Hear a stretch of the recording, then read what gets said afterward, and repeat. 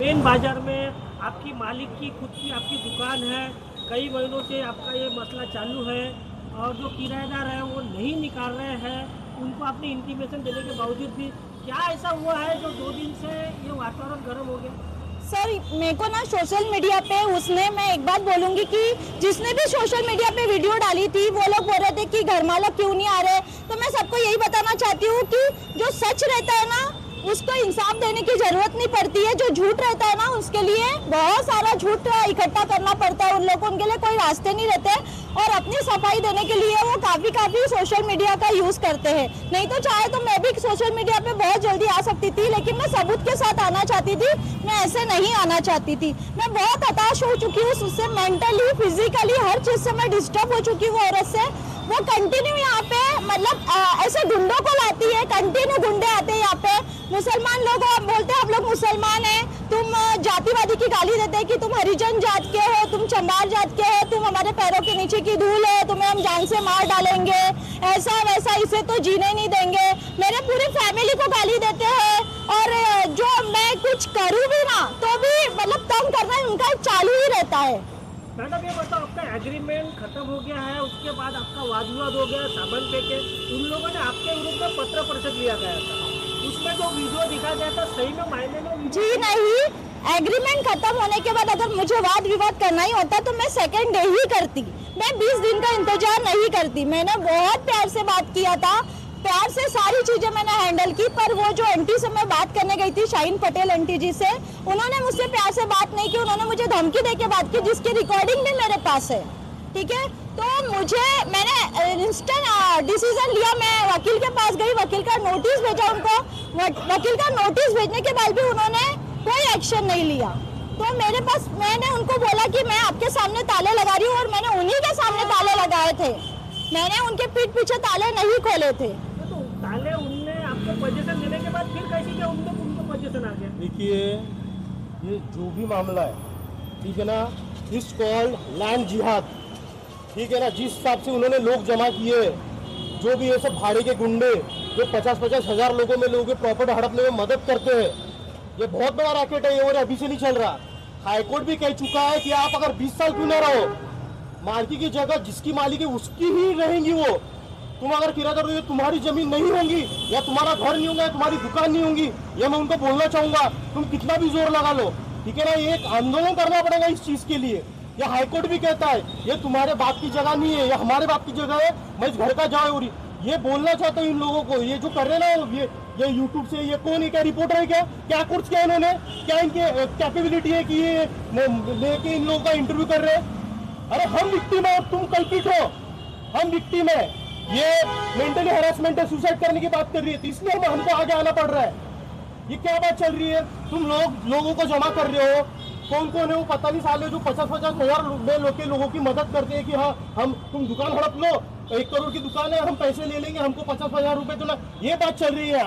ये इनका सर खाली करने के आपको कितनी पैसे की मांग की है? मांग तो करेंगे, एक तो मांग उनका देखो, दुकान कब्जा करने का ही उनका जो है, उनका मनोबल उनसे बढ़ा हुआ है, जो भी उनके साथ में है, ठीक है ना, उनका सीधा एक मतलब है हमको दुकान में कब्जा करने, क्योंकि कैसा ये पड़ती है अकेले अकेले, और हम सबके घर से, हम ना किसी इससे जुड़े हैं, ना हमको ऐसी झगड़ा वगड़ा करना आता है।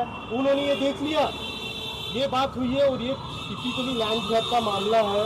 वो कितना भी कुछ कर ले, हाईकोर्ट ने भी बोला है कि तुम अगर सालों भी किराए से रहते हो, तुम अगर वहाँ से किराया तुम्हारे नाम से, अगर तुम्हारा इलेक्ट्रिक बिल आ रहा है तुम्हारा, लेकिन जिसकी मालकी रहता है उसका ही रहेगा। ये जो भी चल रहा है, ठीक है, उनका डायरेक्ट पूरा ये प्रयत्न है कि भैया हम ये दुकान पे कब्जा करें। उससे एक बार आपसे बात करना चाहेंगे। जी बोलिए। उन्होंने जो डिमांड किए थे, कितने लाख के किए थे? 13 लाख की उन्होंने डिमांड किए थे, 3 लाख रुपए मेरे पास डिपॉजिट है, 10 लाख की उन्होंने डिमांड किए थे। आपके पास जो वीडियो है उसको दिखाया गया कि आप क्या वो हमला कर रहे हैं, जातिवाचक गालियां दे रहे हैं? हाँ मेरे पास वो वीडियो है, क्या मैं आपको दिखा सकती हूँ वो वीडियो? उसमें क्या रिकॉर्डिंग में भी आपके पास रिकॉर्डिंग? हाँ, जो उनका जवाई था, उन्होंने मुझे बहुत ज्यादा गंदी गालियां दी। उन्होंने बोला मैं आधे लोगों को खा डालूंगा, जबकि मेरे यहाँ से कोई जेंट्स नहीं गया था, हम लोग लेडीज लोग बात कर रहे थे, और वो जेंट्स आके हमारे ऊपर चढ़ाई कर रहा था और हमें गाली गलौज कर रहा था। और उनका जो लड़का है OS पटेल, जो हमारी बार बार वीडियो निकाल रहा है, हम अपने उसके बाद भी हम लोग नॉर्मल खड़े भी हो रहे तो हमारे सामने वो एकदम मोबाइल लेके आ रहा, हमारी वीडियो निकाल रहा और एआई से वीडियो बनाने की धमकी भी हमको दे रहा है। अभी ये बताओ तो सामान आपने उनका ये एलिगेशन है कि आपने सामान फेंके और आप बोलते हो सामान वो ला के रख रहा है। हाँ, हमने किसी का सामान नहीं फेंका है, हमारे शटर के पास वो सामान ला के फेंक रहा है, तो ऑब्वियसली हमको चलने के लिए रास्ता चाहिए, तो हम उनका सामान अपने रास्ते से हटाएंगे और दूसरी जगह रखेंगे। हमको फेंकना ही रहता तो हम यहीं से गायब कर देते उनका सामान। सर कुछ यहाँ पे जो लड़कियाँ थी आपके तरफ से खड़ी थी उनके साथ भी कुछ बदसलूकी की गई? हाँ, ये मेरी जो सिस्टर है उनके साथ बहुत। नमस्ते, मैं हूँ कंचन माता घरे। ये जो प्रकरण चल रहा है ये मेरी बहन के घर का है और ये मेरी सिस्टर है जिसके लिए मैं कल यहाँ पे आई, और मेरी मामी की लड़की भी है जो थी, ये ले रहे वो लोग। तो मैं ये कहना चाहती हूँ कि तुम्हारे पास जो आए थे है ना बाबू भाई, जो भी है बाबू भाई, तो तुम्हारे पास क्या प्रूफ है यहाँ का?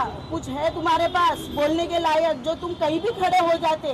प्रेस रिपोर्टर का कुछ था आपके पास प्रूफ जो तुम आके 2 जन को लेके खड़े कर दिया और माइक हमारे सबके हाथ में कि ये भाग रहे, ये कर रहे, ये वो कर रहे?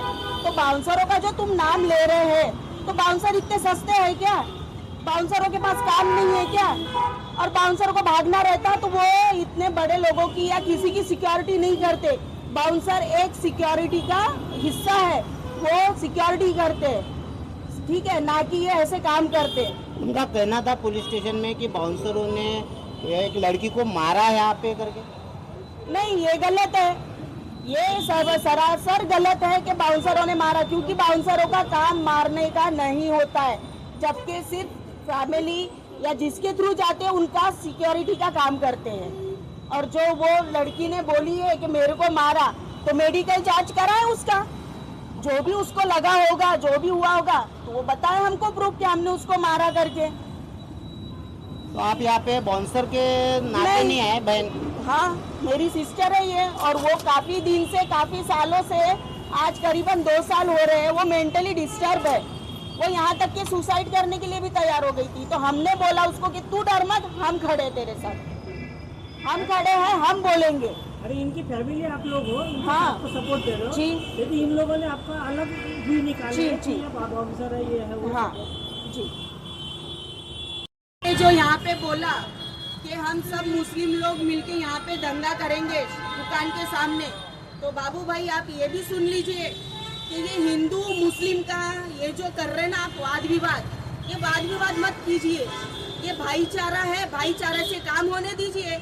जो घर मालक है, जो किराएदार है, वो उनका मसला है, आप बीच में ना पड़े, क्योंकि आपको इसमें का कुछ नहीं मालूम, तो आप बीच में ना पड़े, ठीक है। और रही बात ये सामान की, तो जो मेरे बहन की शटर के सामने जो सामान पड़ा है, वो आप लोग कल के कल, या तो आज के रात या तो कल के मॉर्निंग तक ये सामान उठ जाने को ना, नहीं तो सीधा हम अतिक्रमण में फोन कर देंगे कि यहाँ पे इसका सामान पड़ा है, वो आप उठा के लेके जाए। हमें जैसे मैं चाहूंगी कि ये सामान अतिक्रमण वाले